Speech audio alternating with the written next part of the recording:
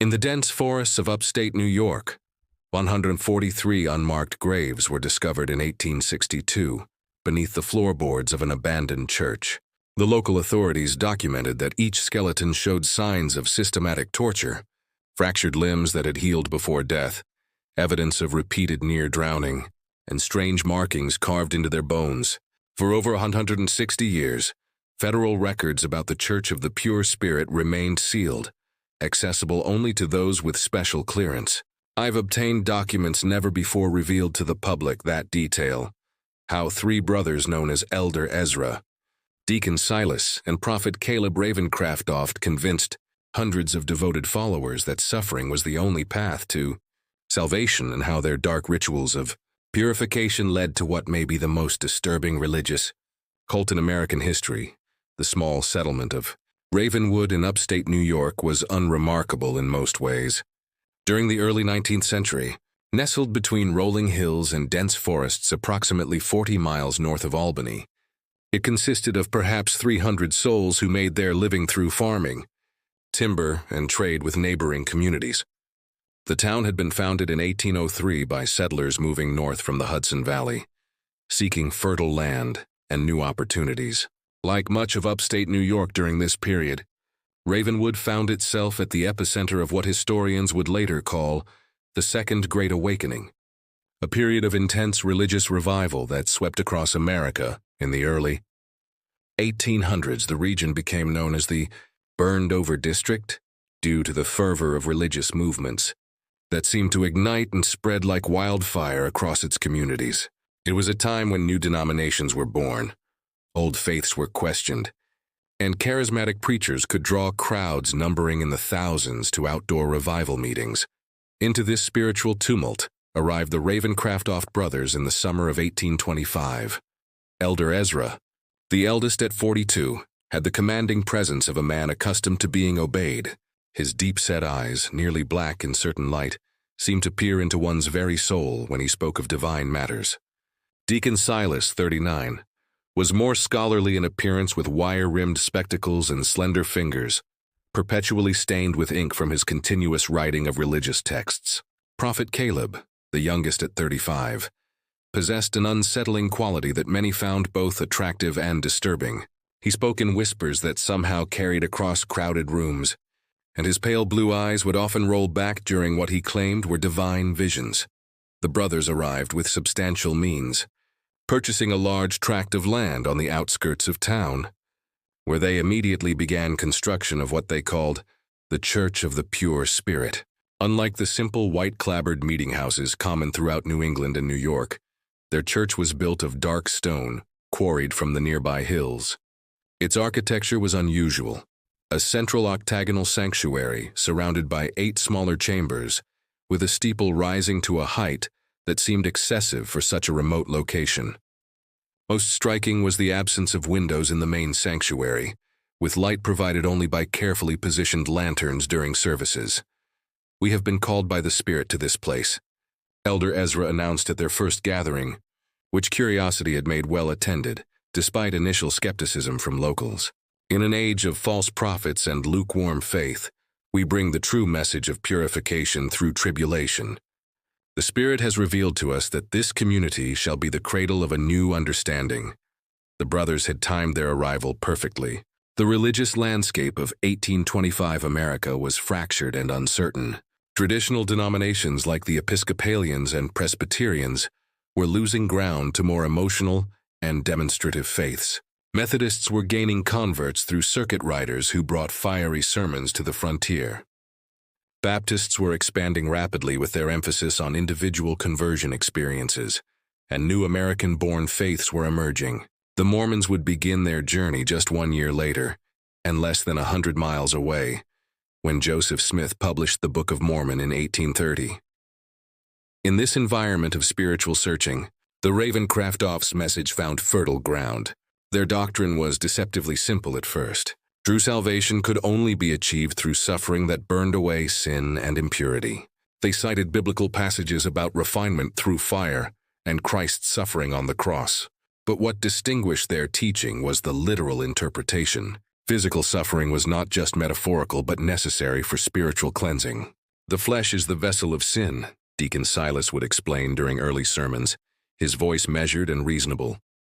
Therefore, the flesh must be tested, tried, and purified through tribulation. Only when the body has been broken can the spirit truly soar. Their congregation grew steadily through that first year. The brothers were selective about who could join, requiring potential members to undergo a discernment interview with Prophet Caleb, who would determine if they were worthy vessels for purification. Those accepted were predominantly from three groups: the desperately poor, seeking community and purpose; the deeply troubled, seeking redemption from past sins; and the wealthy, seeking spiritual experiences beyond what traditional churches offered. Margaret Wilkins was among the first converts, a widow who had lost her husband and 2 children to scarlet fever the previous winter.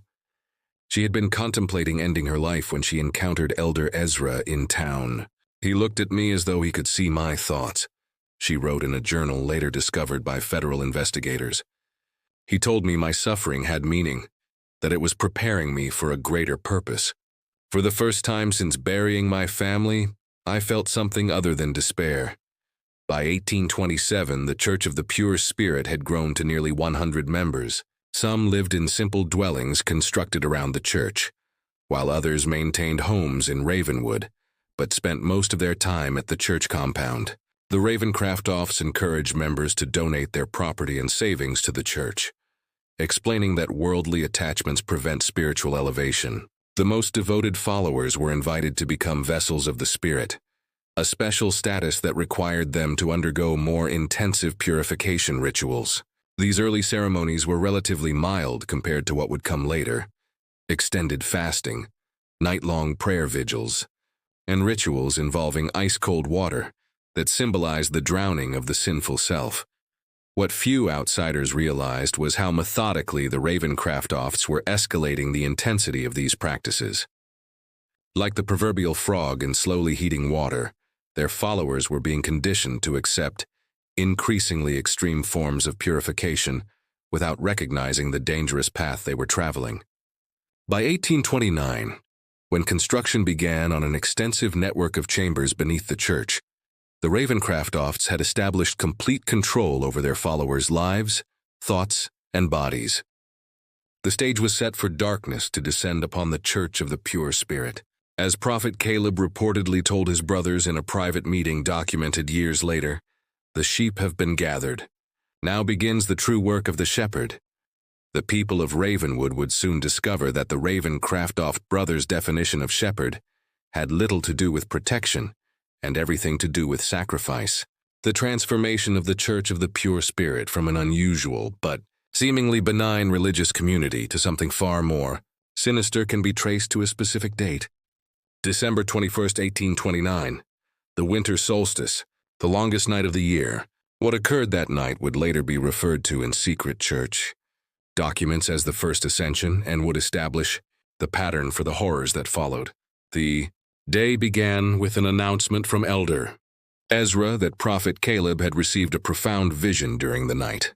The entire congregation was summoned to the church for what was described as a revelation of the next level of purification. As darkness fell and the temperature dropped below freezing, nearly 150 followers filled the windowless sanctuary, which was illuminated only by 12 large candles positioned at the points of an enormous pattern carved into the wooden floor, a spiral that wound inward toward a central platform. Thomas Hartford, a blacksmith who had joined the church 6 months earlier, following the death of his wife, later escaped and provided testimony about what happened next. According to Hartford, Elder Ezra addressed the congregation with unusual intensity, his voice rising to a fever pitch as he described how their previous purification rituals had been merely preparation for the true cleansing. "Brothers and sisters," Elder Ezra proclaimed, "we have been patient shepherds guiding you gently toward understanding, but the Spirit grows impatient with our progress. Tonight, Prophet Caleb has been shown the true path to salvation, and it requires greater courage than we have yet demanded." At this point, Prophet Caleb emerged from one of the side chambers. Witnesses described him as appearing transformed. His skin unnaturally pale, his movements jerky and uncoordinated, His eyes rolled back to show only whites. He began to speak in what he claimed was the tongue of angels, a series of guttural sounds and high-pitched wails that echoed through the sanctuary. After several minutes of this disturbing display, Prophet Caleb collapsed to the floor. When he rose again, he spoke in his normal voice, but with a cadence and authority that many found mesmerizing. He announced that the Spirit had selected 3 members of the congregation for the honor of First Ascension. Sarah Pembroke, Michael Collins, and Rebecca Winters, he called out. The Spirit has found you worthy of elevation. The 3 individuals, all relatively recent converts to the church, were led to the central platform by Deacon Silas. What followed was described by Hartford as a ceremony unlike anything he believed possible among civilized people. Each of the 3 was stripped to their undergarments despite the winter cold. They were then bound to wooden frames that had been constructed in the shape of inverted crosses. Elder Ezra explained to the congregation that inverting the sacred Y symbol was not blasphemy, but rather represented the necessary reversal of fortune, from pride to humility, from comfort to suffering, from life to death to rebirth.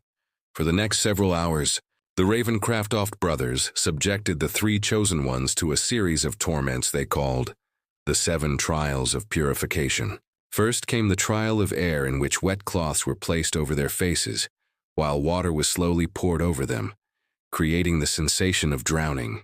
Then came the trial of earth, where soil from the church grounds was packed around their bodies up to their necks, effectively burying them alive for short periods. The trial of fire involved heated metal implements pressed briefly against their skin, leaving burn marks in specific patterns. The trial of water saw them repeatedly submerged in ice-cold water until they lost consciousness, then revived.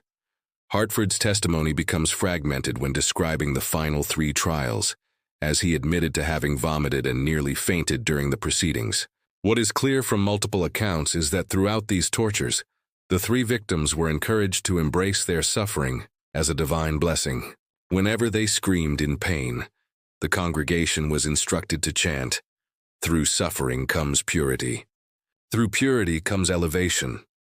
Most disturbing was the congregation's response. Hartford reported that while some members wept quietly or looked away, many appeared entranced, watching with expressions of reverence or ecstasy. The Ravencraftofts had spent years conditioning their followers to associate pain with spiritual advancement, and now that conditioning bore its terrible fruit. Near dawn, when the 7 trials were complete, the 3 victims hung limp on their frames, barely conscious but still alive. Elder Ezra announced that they had been emptied of sin and were now ready to be filled with the pure Spirit. What happened next would haunt those who witnessed it for the remainder of their lives. Prophet Caleb approached each victim and placed his hands on their heads, whispering into their ears. According to Hartford and one other witness, who later spoke to authorities, the 3 victims suddenly convulsed violently, their bodies arching against their restraints with such force that bones could be heard breaking. Their eyes flew open, bulging and bloodshot, and they began speaking in the same strange language Prophet Caleb had demonstrated earlier. By sunrise, all 3 had died. Elder Ezra proclaimed them successfully ascended and declared that their souls had been so thoroughly purified that they had been accepted directly into heaven, bypassing judgment. Their bodies, he explained, were merely empty vessels now to be revered as holy relics. The 3 corpses were not buried immediately.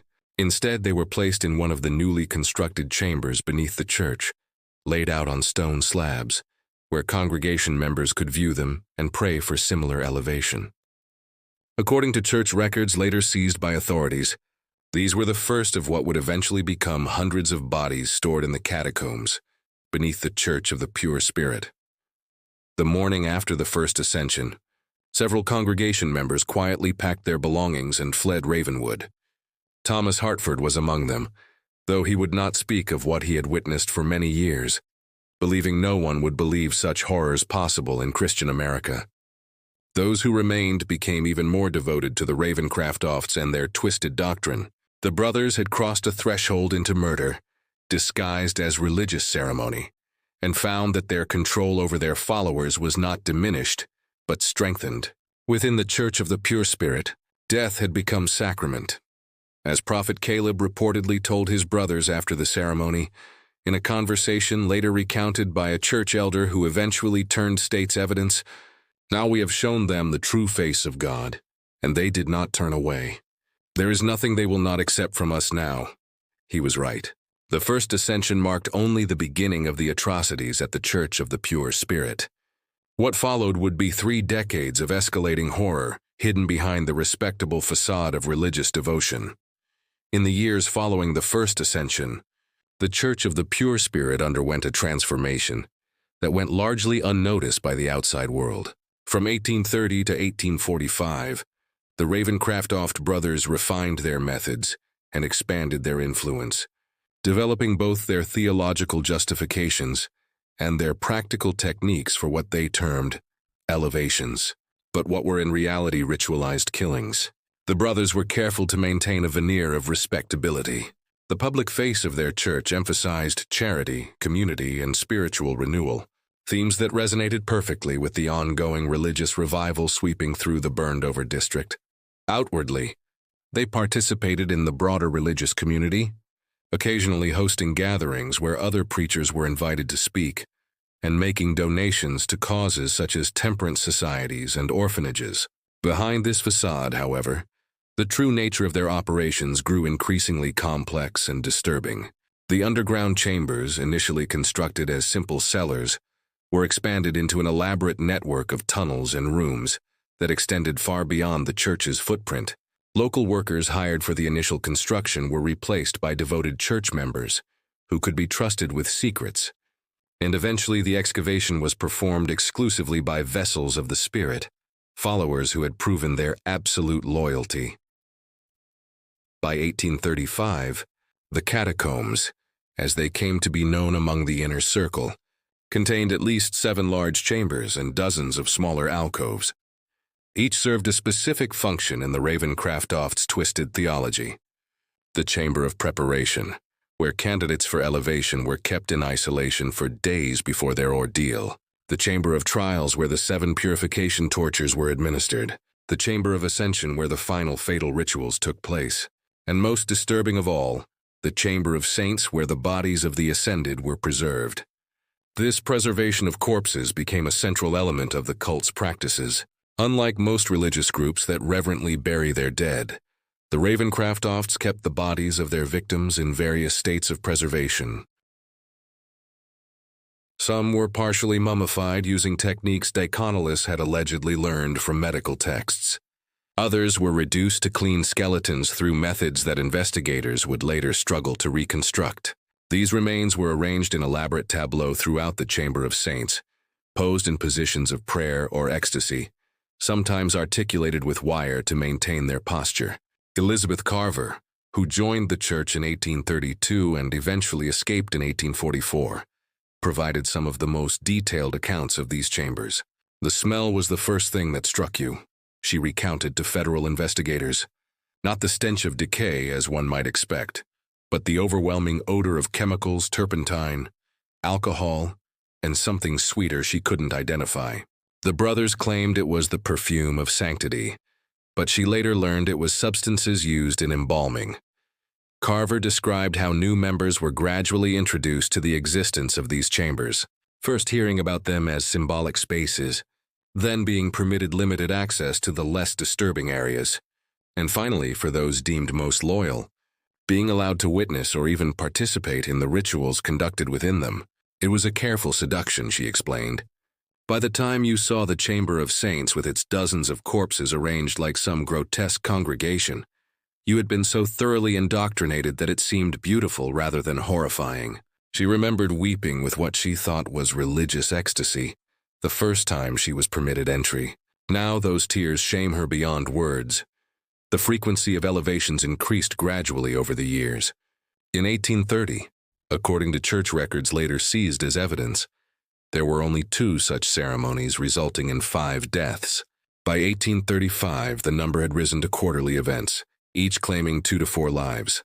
And by 1840, monthly elevations had become the norm, with special ceremonies on solstices and equinoxes often taking larger numbers of victims.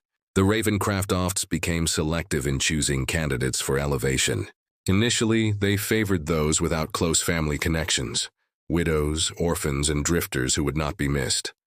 Later, as their confidence grew, they began selecting from devoted families within the congregation, framing selection as the highest honor a family could receive.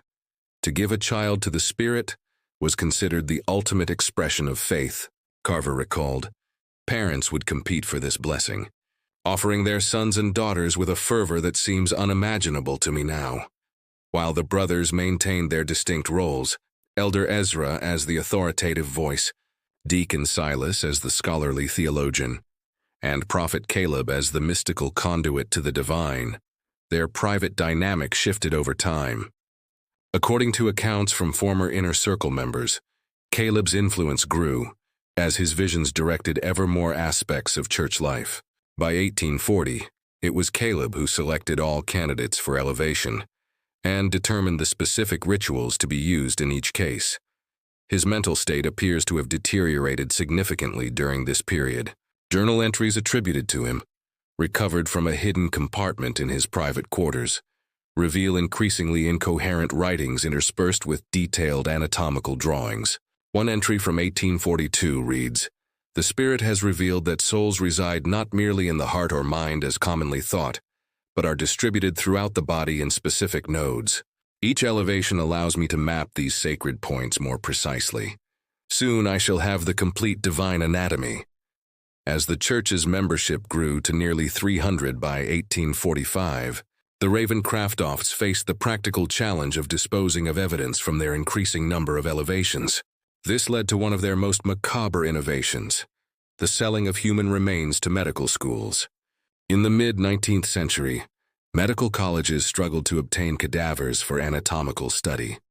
Legal sources were limited primarily to executed criminals, leaving an insufficient supply for teaching purposes.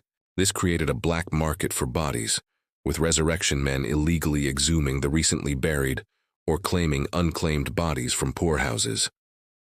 Deacon Silas, whose scholarly pursuits had given him connections in academic circles, established relationships with agents who supplied medical schools in Albany, New York City, and as far away as Philadelphia. Church records indicate that between 1840 and 1845, at least 67 vessels were donated to the advancement of medical science, a euphemism for the sale of murder victims' bodies. This commercial aspect served multiple purposes for the Ravencraftofts. It disposed of evidence, generated significant income for the church, and provided Deacon Silas with access to medical knowledge that he incorporated into the cult's practices. From these transactions, he learned improved preservation techniques and more. Efficient methods of causing pain, without leaving external marks, knowledge that would make the church's later atrocities even more sophisticated.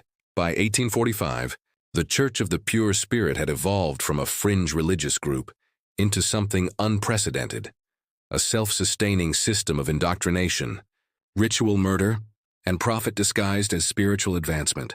The brothers had created what one federal investigator would later call a perfect machine for evil, operating in plain sight under the protection of religious freedom. Yet despite their careful management of appearances, rumors began to spread. The sheer number of people who had joined the church only to disappear from public life raised questions. Former members who had fled rarely spoke openly about their experiences, fearing either disbelief or retaliation. But their haunted expressions and reluctance to discuss their time with the Ravencraftofts fueled local suspicions. It was these growing murmurs, combined with an unexpected discovery by a postal inspector investigating financial irregularities, that would eventually draw official attention to the quiet horror unfolding in Ravenwood. But that reckoning still lay years in the future. For now, the Church of the Pure Spirit continued its dark work, its true nature hidden beneath layers of religious respectability and the fervent devotion of followers who had been taught to see murder as the highest form of worship. Before, continuing with the story of the Church of the Pure Spirit, the narration reminded listeners that if they were enjoying this dark tale of religious horror in America's past, they should subscribe and leave a comment sharing where they were listening from. Their support would help bring more of these forgotten historical nightmares to light. Then the tale returned to the twisted world of the Ravencraftoft brothers. The public face of the Church of the Pure Spirit reached its zenith during the late 1840s. To the outside world, the Ravencraftoft brothers appeared to be successful religious leaders riding the wave of the Second Great Awakening. Their compound had expanded to include not only the main church building and underground chambers, but also dormitories for single members, modest homes for families, workshops where church goods were produced, and even a small school for the children of followers. Visitors to Ravenwood often commented on the prosperity and orderliness of the church community. The Ravencraftofts were particularly careful about who they allowed onto their property, generally limiting access to potential converts who had been carefully vetted or to respected community figures they wished to impress. During these sanctioned visits, what outsiders saw was an industrious religious community where members worked together, prayed together, and supported one another. What remained invisible was the web of psychological control, the nighttime rituals in the underground chambers, and the steadily increasing number of elevations. Also hidden was the growing wealth of the Ravencraftoft brothers, amassed through donations from followers, the sale of human remains to medical schools, and various businesses operated under church auspices but primarily benefiting the brothers. The first significant thread that would eventually unravel their carefully constructed facade appeared in 1847 when James Thornhill, a postal inspector investigating financial irregularities in several upstate New York communities, noticed unusual patterns in banking transactions connected to the Church of the Pure Spirit. Large sums were deposited at irregular intervals, always in cash, amounts consistent with institutional deposits rather than individual banking. Transfers to medical colleges in Albany, Philadelphia, and Baltimore were accompanied by vague notations regarding research donations. Thornhill's investigation might have remained focused solely on potential financial improprieties had he not encountered Martha Simmons, a former church member who had fled the community after witnessing her sister's elevation in 1846. Initially reluctant to speak about her experiences, Simmons eventually provided Thornhill with the first official testimony about the true nature of the Ravencraftoft's activities. She spoke of rituals involving torture, of bodies kept in underground chambers, of children being selected for special blessings and never seen again. Thornhill wrote, "Claims so outlandish that I would have dismissed them as the ravings of a disturbed mind had they not aligned so perfectly with the financial irregularities I'd already documented." Thornhill brought his concerns to his superiors, but the response was tepid at best. Religious freedom was strongly protected, and accusations against a church required extraordinary evidence. Without permission to pursue an official investigation, Thornhill continued gathering information privately, creating a network of contacts around Ravenwood who could report on the church's activities. One such contact was Dr. William Garrett, a physician in Albany, who had grown suspicious about the condition of cadavers he examined that allegedly came from the Church of the Pure Spirit. Standard practice was to receive bodies of the deceased who had donated their remains to medical science, Garrett later testified. But these specimens showed signs of systematic anti-mortem trauma, injuries sustained before death that had partially healed, and the manner of death itself was consistent across multiple bodies, evidence of asphyxiation combined with extreme physical stress. In 1850, Garrett secretly reached out to Thornhill, providing detailed medical reports on 7 bodies he had examined. These documents provided the first scientific evidence that something sinister was occurring at the Church of the Pure Spirit. Still, authorities remained reluctant to act against a religious organization without irrefutable proof of criminal activity. The breakthrough came from an unexpected source. In the spring of 1851, Prophet Caleb Ravencraftoft's mental state, which had been deteriorating for years, reached a crisis point. According to accounts from church members who later testified, he began experiencing violent episodes where he would rave about spirits emerging from the walls and the divine anatomy becoming visible in the air. During church services, his prophetic utterances became increasingly bizarre and frightening, even to the most devoted followers. Elder Ezra and Deacon Silas attempted to manage the situation, by limiting Prophet Caleb's public appearances, explaining his absences as periods of intense communion with the Spirit. In private, however, they confined him to a specially constructed room in the furthest reaches of the underground chambers, where his screams would not be heard above ground. This confinement might have contained the immediate problem had Prophet Caleb not escaped during a momentary lapse in supervision. On the night of June 17, 1851, he somehow freed himself from his restraints and made his way through the catacombs to emerge in the woods beyond the church property. What followed was described in the Albany Evening Journal as a scene of public madness unprecedented in the region's history. Naked and covered in self-inflicted wounds, Prophet Caleb appeared in Ravenwood's town square during a community gathering celebrating the summer planting. Before a crowd of horrified onlookers, he proclaimed himself the living vessel of the pure spirit and began describing in explicit detail the rituals conducted beneath the church. "The blood of the purified strengthens our connection to the divine," he reportedly shouted. 277 vessels have been emptied, and the Spirit has filled me with their essence. The chambers beneath hold the sacred remains of the elevated, and soon all of you shall join them in glorious suffering. Local authorities detained Prophet Caleb, initially believing him to be simply a dangerous lunatic. When he identified himself as one of the Ravencraftoft brothers, however, his ravings took on new significance. Thornhill, who had cultivated relationships with several local officials, was notified immediately. He arrived in Ravenwood the following day to interview Prophet Caleb. What he found was a man in the final stages of complete psychological collapse. Prophet Caleb alternated between periods of catatonic silence and frenzied confession, during which he provided details about the church's activities that corroborated earlier testimonies from escaped members. Most significantly, he drew detailed maps of the underground chambers, including locations of hidden entrances and the Chamber of Saints where victims' remains were kept. Armed with this new evidence and Prophet Caleb's first-hand testimony, Thornhill finally secured authorization for an official investigation. However, word of Prophet Caleb's detention and subsequent questioning reached Elder Ezra and Deacon Silas before authorities could organize a proper search of the church grounds. What happened next demonstrated the brothers' ruthless efficiency in crisis management. Within hours of learning of Prophet Caleb's detention, they initiated what church records later revealed was a contingency plan called the Cleansing Flame. Members of the inner circle were dispatched to remove the most incriminating evidence from the underground chambers, particularly financial records and the most recently deceased bodies. Then, in a move that showed both desperation and calculated cunning, they orchestrated a controlled fire in the main church building.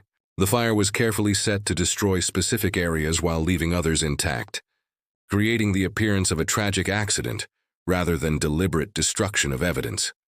By the time authorities arrived with a search warrant on June 19, 1851, they found the church building partially burned and the congregation engaged in recovery efforts. Elder Ezra greeted officials with apparent cooperation, expressing shock at his brother's mental breakdown and offering full access to the property. "It seems God has tested us doubly," he reportedly told investigators. "First with the affliction of my beloved brother's mind, and now with this terrible fire. But we shall rebuild, as faith must always rise from ashes." The investigation that followed was hampered not only by the fire damage, but by the brothers' meticulous preparation.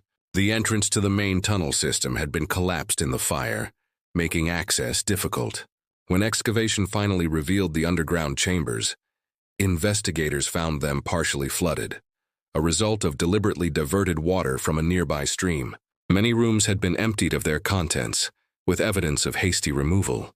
Nevertheless, enough remained to confirm the most disturbing aspects of Prophet Caleb's confession. In chambers that had escaped both fire and flooding, investigators discovered specialized restraints, tools modified for torture, and chemical compounds used in embalming. Most damning was the Chamber of Saints where, despite efforts to remove evidence, dozens of human remains were found in various states of preservation. "The scene defies adequate description," wrote federal investigator Daniel Blackwood in his official report. Skeletal remains were arranged in poses of supplication, Partially preserved corpses were seated as though participating in some macabre congregation, and most disturbing, small chambers contained the remains of children positioned as though at play, but bearing clear evidence of violent deaths. The discovery shocked even hardened investigators. Newspaper accounts, though heavily censored due to Victorian sensibilities, conveyed enough details to create widespread horror. The Albany Evening Journal's headline on June 25, 1851, reads simply, "House of Worship Revealed as Charnel House, Brothers, Accused of Unspeakable Acts in the Name of Religion." As authorities worked to identify the remains and determine the full extent of the Ravencraftoft's crimes, Elder Ezra and Deacon Silas maintained their innocence. They claimed that Prophet Caleb had conducted his activities in secret without their knowledge or approval, and expressed shock and dismay at the discoveries. Given their careful compartmentalization of church operations, this defense might have carried some weight had it not been for one final damning piece of evidence. In a hidden compartment beneath Deacon Silas's personal quarters, investigators discovered a leather-bound ledger documenting every elevation from 1829 to 1851. The book, written in Deacon Silas's distinctive handwriting, contained names, dates, descriptions of methods used, and notations regarding the disposition of remains, including those sold to medical institutions. Most incriminating were entries specifically attributing direction and participation to all three brothers, with special mention of Elder Ezra's role in selecting candidates for elevation. This ledger, combined with testimony from former members and Prophet Caleb's confession, provided overwhelming evidence of the brothers' guilt. On July 3, 1851, Elder Ezra and Deacon Silas Ravencraftoft were arrested on multiple charges of murder, fraud, and desecration of human remains. The case against the Ravencraftoft brothers would become one of the most sensational trials of the mid-19th century, though much of the most disturbing evidence was kept from public view by authorities concerned about its potential impact on public morality and religious sensibilities. The investigation continued to uncover new horrors, expanding well beyond the events at the church itself, to include the brothers' earlier activities and the full network of their operations. But even as the legal process moved forward, the darkest secrets of the Church of the Pure Spirit remained hidden, awaiting discovery by those who would continue to investigate long after the Ravencrafts had faced justice. As the investigation into the Church of the Pure Spirit deepened through the summer of 1851, authorities found themselves confronting a criminal enterprise far more extensive than initially believed. The Ravencraft brothers had created not merely a cult with aberrant practices, but an intricate system that extended tendrils into multiple aspects of American society: religious, medical, and financial. Elder Ezra and Deacon Silas remained in custody awaiting trial, while Prophet Caleb had been committed to the state lunatic asylum at Utica, deemed too mentally unstable to stand trial. Their followers, meanwhile, had scattered, some fleeing to avoid prosecution, others remaining in Ravenwood in a state of shock and disbelief, their entire worldview shattered by the revelations. Federal investigator Daniel Blackwood, assigned to lead the case, established a temporary office in Ravenwood to coordinate the sprawling investigation. As he pieced together evidence from church records, witness testimonies, and forensic examinations, a disturbing timeline emerged that stretched back even before the brothers' arrival in upstate New York. The Ravencrafts did not begin their crimes in Ravenwood. Blackwood wrote in a confidential report to his superiors in Washington. Evidence suggests similar activities in at least 3 previous locations dating back to 1817. In each case, they established a religious community, gathered vulnerable followers, and departed before authorities became suspicious. What distinguished Ravenwood was not the nature of their activities, but their duration and scale.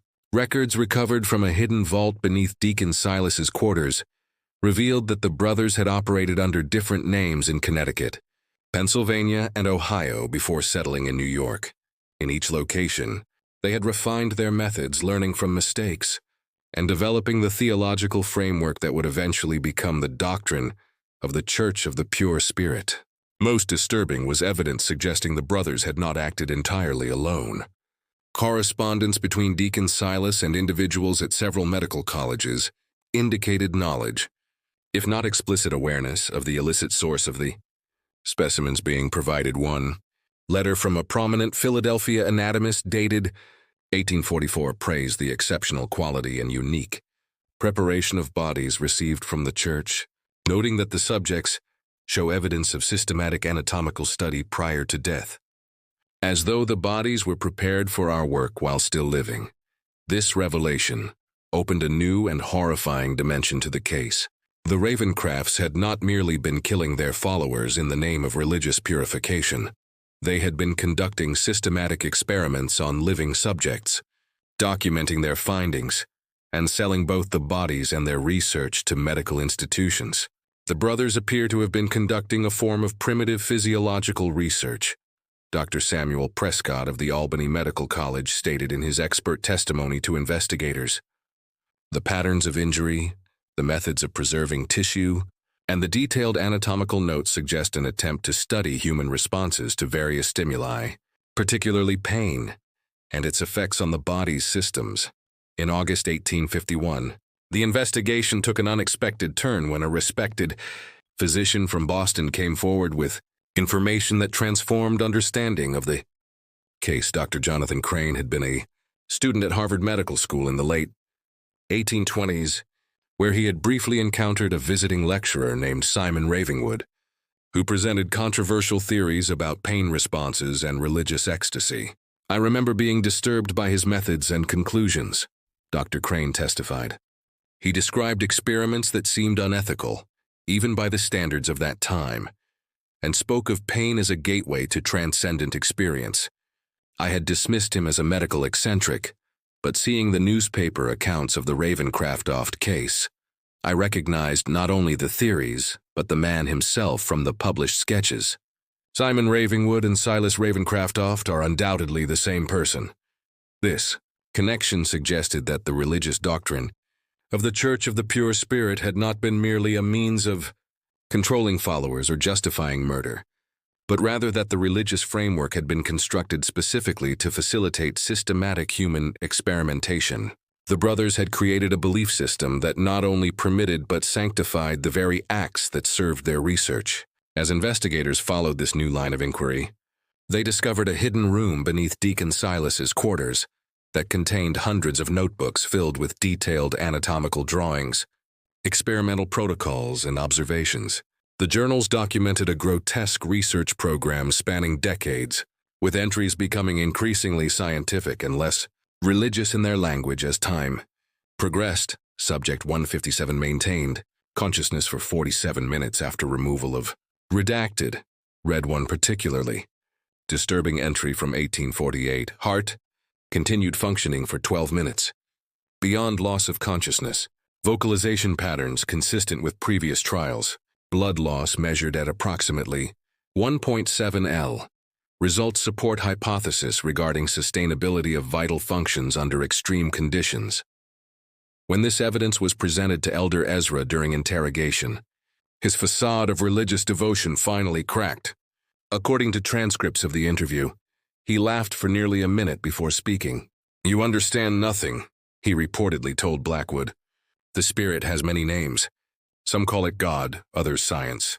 We merely sought knowledge that others were too weak to pursue. The elevation of our followers was genuine. They contributed to understanding that will benefit mankind for generations. Their suffering had purpose. Their deaths had meaning." The discovery of the brothers' true motive sent shockwaves through the medical establishment. Several prominent physicians and medical schools that had received specimens or research from the Ravencraftofts found themselves under scrutiny, forcing a broader conversation about ethical standards in medical research and education. Meanwhile, as autumn approached, investigators continued the grim work of excavating the church grounds. Initial estimates of victims had been based on Prophet Caleb's claim of 217 vessels, but as the dig progressed, it became clear that the actual number was significantly higher. "We have identified remains of at least 276 individuals thus far," Blackwood reported in September. "Based on soil analysis and structural expansion of the underground chambers, we believe additional remains may be found beneath the adjacent property." The brothers appeared to have been tunneling outward as their operation expanded. The investigation was further complicated by the discovery of correspondence suggesting that not all of the victims had been willing members of the church. Letters between Elder Ezra and various associates in nearby towns indicated a system for identifying and acquiring suitable subjects, predominantly travelers, immigrants, and others who would not be immediately missed. The red-haired Irishman who passed through last Thursday would make an excellent vessel. Read one such letter from a church member in a neighboring community. No family. Seeking work. Strong constitution. I have directed him to Ravenwood with promise of employment at the mill. Expect his arrival by Saturday next. This evidence transformed understanding of the case from one of religious extremism preying on willing followers to something closer to organized abduction and murder for both profit and pseudoscientific research. The implications were disturbing not only for the scale of the brothers' crimes, but for the suggestion of a wider network of complicity. Just when we thought we'd seen it all, the horror in Ravenwood intensifies. If this story is giving you chills, share this video with a friend who loves dark mysteries. Hit that like button to support our content, and don't forget to subscribe to never miss stories like this. Let's discover together what happens next. The breakthrough that would ultimately reveal the full extent of the Ravencraftoft's operation came in October 1851 when investigators located Samuel Parsons, who had served as the church's accountant from 1835 to 1849 before being replaced by a newer member. Living under an assumed name in western Massachusetts, Parsons had fled the church after discovering the true purpose of certain financial transactions. I believed I was managing donations and legitimate business interests, Parsons testified, after being granted immunity. When I discovered entries for specimen preparation and research grants that corresponded with disappearances among the congregation, I began keeping private records. When Elder Ezra discovered my separate ledger, I was scheduled for special prayer counseling. A term he had learned meant selection for elevation. I fled that night with only the clothes on my back. Parsons provided investigators with detailed financial information from memory, including names of medical institutions that had paid for bodies and research, wealthy patrons who had funded the brothers' work believing it to be legitimate scientific inquiry, and church members who had assisted in various aspects of the operation. Most significantly, he revealed the existence of a second facility located nearly 40 miles from Ravenwood, a remote farmhouse that the brothers had purchased through an intermediary in 1840. According to Parsons, this location was used for special research that was kept separate, even from the inner circle of the church. Elder Ezra called it the garden, Parsons recalled. Only he, Deacon Silas, and 2 trusted assistants ever went there. Supplies were delivered monthly, medical equipment, chemicals, specialized restraints, and occasionally selected subjects would be transported there, always at night. None ever returned. When authorities located and searched the farmhouse, what they discovered exceeded even the horrors found beneath the church. The building had been converted into a sophisticated research facility, with rooms designed for different types of experiments. Detailed records indicated that this location had been used primarily for long-term studies. Subjects kept alive for weeks or months, while various procedures were performed and documented. Most disturbing was evidence that the brothers had been particularly interested in the effects of their purification techniques on children. A separate building on the property contained small cells and equipment sized for juvenile subjects. Records indicated that at least 37 children, ranging in age from 4 to 16, had been held at the facility between 1840 and 1851. This discovery galvanized public outrage like nothing before. Newspapers that had been relatively restrained in their coverage now published lurid details, with the New York Tribune running the headline, "Monsters in Human Form, Ravencraftoft Brothers' Crimes Against Innocents Revealed." Public demonstrations demanded swift justice, and political pressure mounted for an exemplary prosecution. Elder Ezra and Deacon Silas, who had maintained a certain composure throughout earlier phases of the investigation, reportedly showed signs of breaking under the accumulated evidence. Prison guards noted that Elder Ezra had begun speaking to invisible presences in his cell. while Deacon Silas attempted suicide after being confronted with evidence from the garden. As 1851 drew to a close, the case against the Ravencraftoft brothers had grown from a local horror to a national sensation. The upcoming trial promised to be one of the most significant criminal proceedings in American history, with implications not only for the defendants, but for religious freedom, medical ethics, and the dark capabilities that could hide behind respectable facades. Yet, even as preparations for the trial progressed, Investigator Blackwood remained troubled by lingering questions. The brothers' activities spanned too many years and locations to have gone completely undetected. Their connections to medical institutions and wealthy patrons suggested a level of protection that seemed implausible without some form of official complicity, and the sophistication of their operation indicated resources beyond what church donations alone could provide. I am increasingly convinced that we have uncovered merely the visible portion of something far more extensive. Blackwood wrote in his personal journal in December 1851, "The Ravencrofts are undoubtedly guilty of unconscionable crimes, but I cannot escape the suspicion that they were part of a larger enterprise, one that may continue to operate despite their apprehension. The question that haunts me is not whether justice will be served in this case, but whether the full truth will ever come to light." His concerns would prove prophetic in ways he could not have anticipated as the trial of the century prepared to begin in Albany in January 1852. The trial of Elder Ezra and Deacon Silas Ravencraftoft began on January 12, 1852 in Albany, New York. Amid unprecedented security and public interest, the courthouse was surrounded daily by crowds numbering in the thousands, some traveling from as far as Boston and Philadelphia to witness proceedings in what newspapers had dubbed the trial of the unholy brothers. Inside the courtroom, the prosecution presented a methodical case that unfolded over 6 weeks, with over 100 witnesses providing testimony about various aspects of the Ravencraftoft's crimes.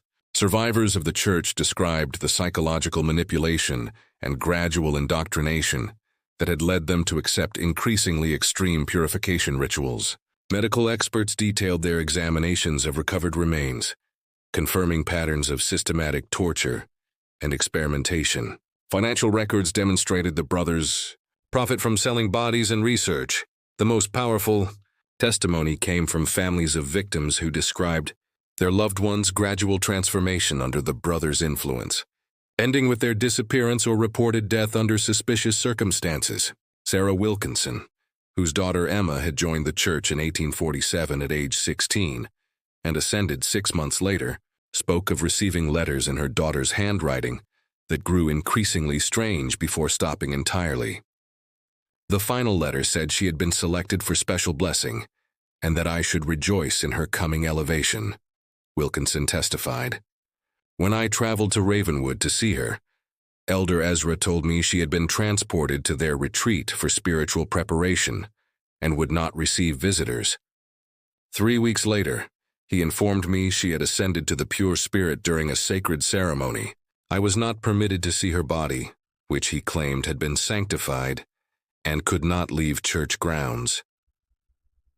Throughout the proceedings, the defendants' behaviors diverged dramatically. Deacon Silas appeared withdrawn, rarely making eye contact and speaking only to his attorneys in whispers. Elder Ezra, however, maintained an unsettling composure, often smiling during the most damning testimony and occasionally nodding as though in approval of the descriptions of his crimes. When the defense finally presented its case in late February, their strategy became clear. They would not deny the deaths or even many of the practices described, but would instead argue that the activities of the Church of the Pure Spirit were protected religious expression and that members had participated voluntarily. Constitution of these United States guarantees freedom of religious practice, defense attorney William Hargrove argued. The ceremonies of the Church of the Pure Spirit, while perhaps shocking to conventional sensibilities, were conducted with the full knowledge and consent of participants who shared the Ravencraftoft's belief in purification through suffering. This defense collapsed under cross-examination of former church members who testified to coercion, deception, and the administration of substances now identified as containing opium and other mind-altering compounds. The final blow came when the prosecution presented the records from the garden, showing clearly that many victims had been outright abducted rather than recruited as church members.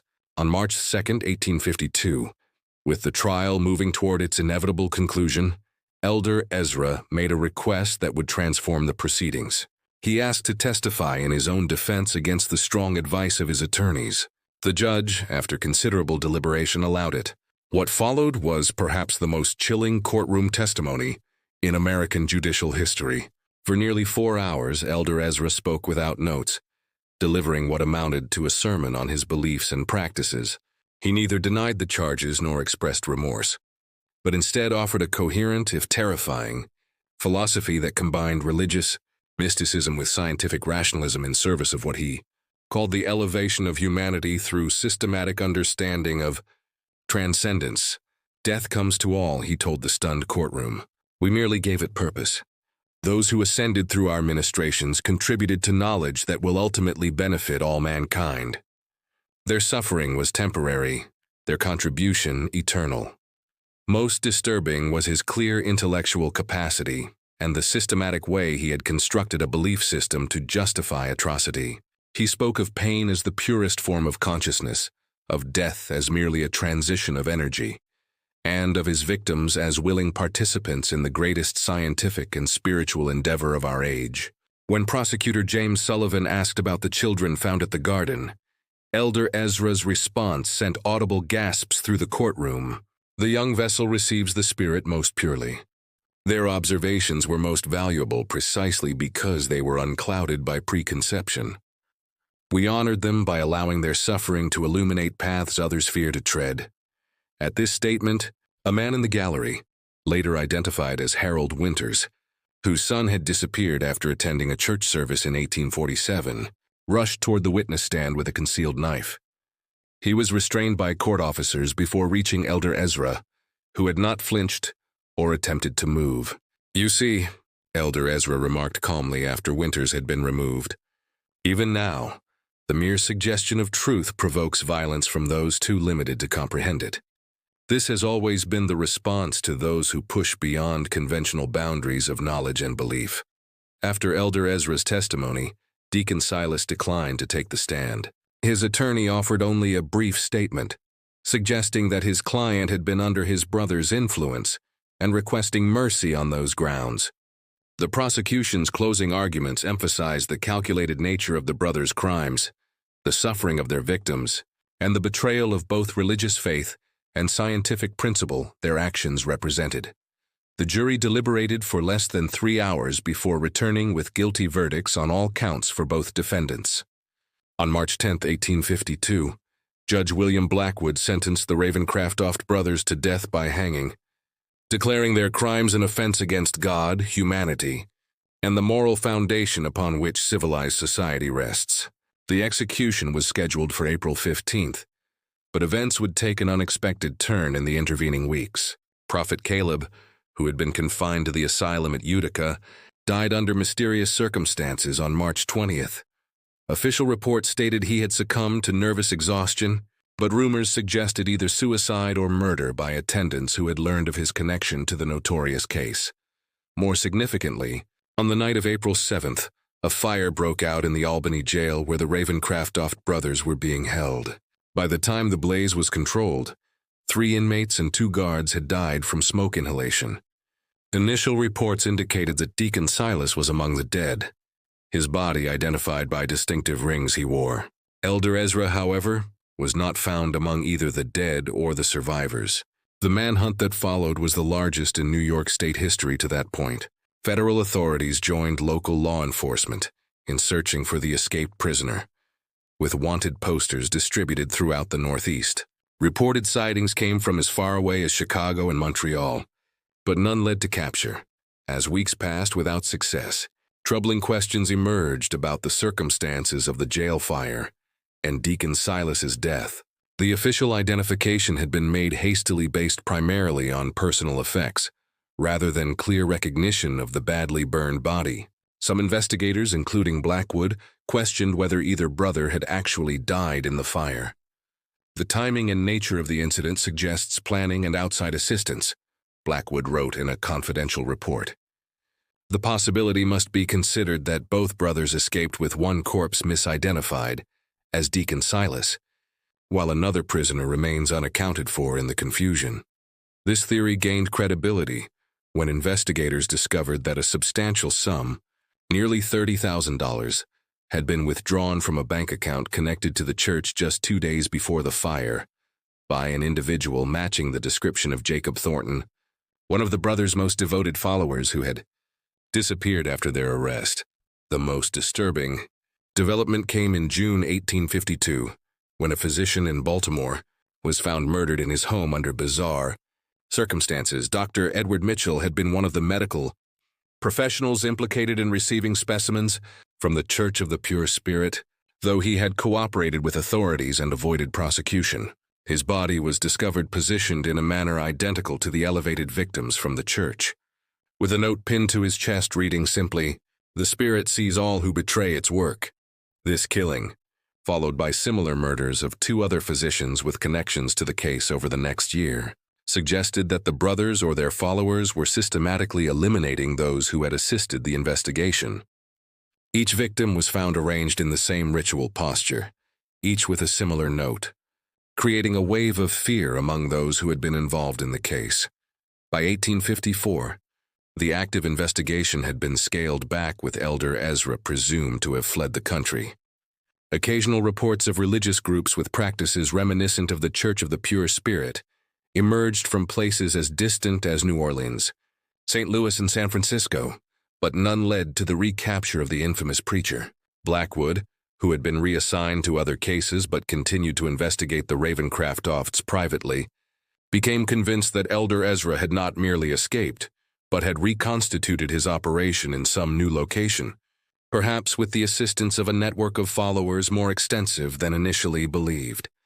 The Ravencraftoft case represents not the end of a criminal enterprise, but merely its exposure, he wrote in his final report before retiring in 1860. The combination of religious fervor, scientific curiosity without moral constraint, and the promise of transcendent knowledge creates a powerful allure that did not die with our prosecution of 2 of its practitioners. I fear we have merely driven this darkness further into the shadows, where it continues its work beyond our sight. His assessment would prove prophetic. In the decades that followed, scattered reports would emerge of religious groups with striking similarities to the Church of the Pure Spirit, appearing briefly before disappearing again, often leaving unexplained disappearances in their wake. None were directly linked to Elder Ezra Ravencraftoft, yet the pattern suggested his influence lived on. The most significant such incident occurred in 1862, a decade after the original case, when a small church calling itself the Sanctuary of Divine Understanding was discovered abandoned near the Massachusetts-Vermont border. Local authorities investigating reports of strange noises and lights found an empty building with a hidden cellar containing evidence of recent ritual activities consistent with the Ravencraftofts' practices. Most disturbing was a journal recovered from the site, written in handwriting experts would later confirm matched Elder Ezra's known script. The final entry, dated just 3 days before the discovery, read, "The work continues as it must. Each vessel contributes to understanding. Each elevation brings the final revelation closer. 100 years from now, when the full truth emerges, all will recognize our sacrifice as the foundation of a new age of understanding. The Spirit is patient, so too must be its servants." Whether this represented Elder Ezra's final testament or merely another disappearance before resurfacing elsewhere remains unknown. No confirmed sighting of him was ever recorded after the Albany jail fire, leaving his ultimate fate as one of the great unsolved mysteries of American criminal history. The official investigation into the Church of the Pure Spirit and the Ravencraftoft brothers formally concluded in 1862 with the discovery of the abandoned Sanctuary of Divine Understanding and the journal attributed to Elder Ezra. Federal authorities, stretched thin by the demands of the Civil War, classified the case as resolved despite the lack of certainty regarding Elder Ezra's fate. The physical evidence from both Ravenwood and the subsequent sites linked to the brothers was consolidated in a special archive within the Department of Justice, accessible only to officials with specific authorization. This collection, including journals, ritual implements, financial records, and anatomical drawings, remained largely unexamined for decades, a testament to the government's discomfort with the brothers' legacy. The most profound and enduring consequence of the Ravencraftoft case, however, manifested in the field of medical ethics. The revelation that respected medical institutions had knowingly, or unknowingly, profited from the brothers' crimes sparked the first serious national discussion about the sourcing of cadavers for medical education and the ethical boundaries of research. In 1855, the American Medical Association adopted its first formal code of ethics concerning anatomical specimens, requiring documentation of legal acquisition for all bodies used in teaching or research. This was followed in 1858 by legislation in several states establishing stricter regulations for medical schools and anatomical research facilities. Dr. William Harrison, who had played a crucial role in exposing the Ravencraftoft's ties to medical institutions, became a leading voice for ethical reform. His 1860 treatise on the moral imperative in scientific inquiry directly confronted the Ravencraftoft case, asserting that knowledge derived from cruelty is corrupted at its origin, and that science severed from humanity's moral compass inevitably leads to atrocity disguised as progress. The brothers' fusion of religious doctrine and pseudoscientific experimentation had exposed dangerous vulnerabilities at the intersection of faith, science, and authority, vulnerabilities that American society would continue to confront long after the specific details of their crimes had faded from memory. Throughout the latter half of the 19th century, rumors persisted about Elder Ezra's survival and continued activities. Reported sightings placed him in locations ranging from California gold mining camps to New Orleans spiritual circles to European medical conferences. Though none of these were confirmed, the persistence of these accounts reflected the deep and lasting imprint of his particular brand of charismatic malevolence on the American psyche. More concrete evidence of the brothers' enduring influence came from followers who had evaded prosecution. Between 1865 and 1890, authorities identified at least 7 small religious sects in various parts of the country that incorporated elements of the Church of the Pure Spirit's doctrines and rituals. While none reached the scale or extremity of the original, their existence suggested that the brothers' ideas had taken root beyond their direct control. The most notable of these groups emerged in 1879 in rural Missouri, where a charismatic preacher calling himself Brother Elijah established a small community centered on the concept of transcendence through tribulation.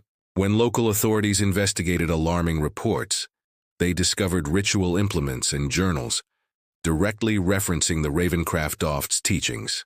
Brother Elijah, later identified as Thomas Whitfield, a former Inner Circle member of the Church of the Pure Spirit, took his own life rather than face arrest. The final confirmed chapter of the Ravencraftoft saga came in 1899, when a collection of papers was anonymously delivered to the Harvard Medical School library. The contents, secured in a locked iron box, included extensive journals, anatomical drawings, and experimental notes spanning from 1852 to 1898. Handwriting analysis confirmed that the most recent entries were penned by Elder Ezra himself, though showing the tremors of advanced age. The final entry, dated December 31, 1898, read, "As the century draws to its close, so too does my work in this vessel. Age has finally accomplished what the law could not. I go now to join the pure spirit, content in knowing that the seeds we planted have taken root and will flower in ways we could only imagine. The next generation of seekers will build upon our foundation, finding new methods for the great work of transcendence. The suffering was necessary. The knowledge remains. The spirit continues." Whether this represented Elder Ezra's genuine last words or an elaborate hoax has never been proven. If authentic, it would indicate he had survived to the age of 115.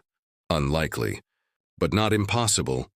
More significant than the question of authorship, however, was the fact that the journals contained detailed experimental protocols and observations that appeared to have influenced certain legitimate medical research in the early 20th century, suggesting that elements of the brothers' work had indeed infiltrated mainstream science despite their horrific methods. Harvard officials, upon recognizing the nature of the materials, immediately restricted access to them. In 1902, after consulting federal authorities, the collection was transferred to a secure government archive, where it remained classified until 1972, when limited access was finally granted to scholars studying the history of medical ethics. The site of the original Church of the Pure Spirit in Ravenwood remained vacant until 1923, when the state of New York designated it a restricted area, erecting fencing and posting warnings against trespassing. Local folklore claimed the ground was cursed, with tales of strange lights, inexplicable sounds, and a pervasive sense of dread reported by those who ventured too near.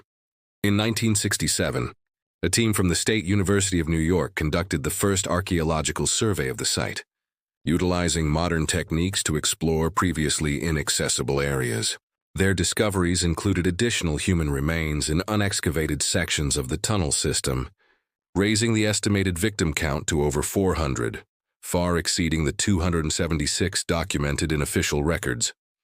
Most disturbing was the discovery of a sealed chamber containing remarkably well-preserved documents outlining plans for expansion beyond Ravenwood.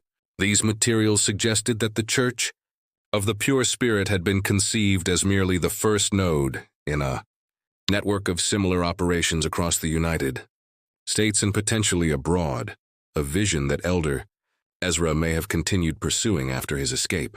Today, more than 160 years after the Ravencraftoft's reign of terror was revealed, their legacy persists in multiple domains. In religious studies, they stand as an extreme illustration of how charismatic leadership, incremental normalization of deviant behavior, and humanity's hunger for transcendence can combine to enable atrocity. In medical ethics, their case remains a foundational example of the necessity for moral boundaries in scientific inquiry. In criminal psychology, they are recognized as early examples of organized, systematic killers who operated under the protection of respected social institutions. For the communities and families scarred by their crimes, however, the Ravencraftofts symbolize something far more personal, a wound embedded deep within American history that has never fully healed. Descendants of victims and survivors still gather annually for a small ceremony at a memorial, established in Albany in 1902, bearing the simple inscription, "For those lost to darkness, that their suffering not be forgotten." The questions that plagued investigator Blackwood in 1852 continue to echo. How did the brothers develop their unique fusion of religious control and pseudo-scientific experimentation? Who else knew of or aided their operations? And perhaps most disturbingly, how much of their influence remains hidden within institutions and ideas that continue to shape American society?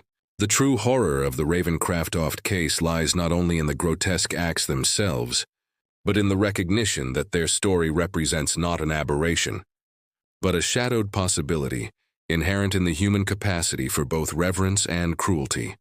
Their legacy stands as a stark warning of the dangers when charisma, authority, and ideology intertwine to override our deepest moral constraints. The dense forests of upstate New York, the land where the Church of the Pure Spirit once stood, remains desolate, the earth still marked by foundations that time itself cannot fully erase. Local residents whisper that even now, on unnervingly still nights, the area is cloaked in an unnatural silence, as though something in that soil continues to drink in sound, light, and warmth, hungering for the human suffering that once nourished it so abundantly. This chilling mystery reveals how fragile the veneer of civilization can be when power twists faith and science to serve its darkest impulses. What do you think of this story? Do you believe everything was uncovered? Share your thoughts below. If you enjoyed this tale and want more horror stories like it, subscribe, hit the notification bell, and share it with someone who loves mysteries. See you in the next story.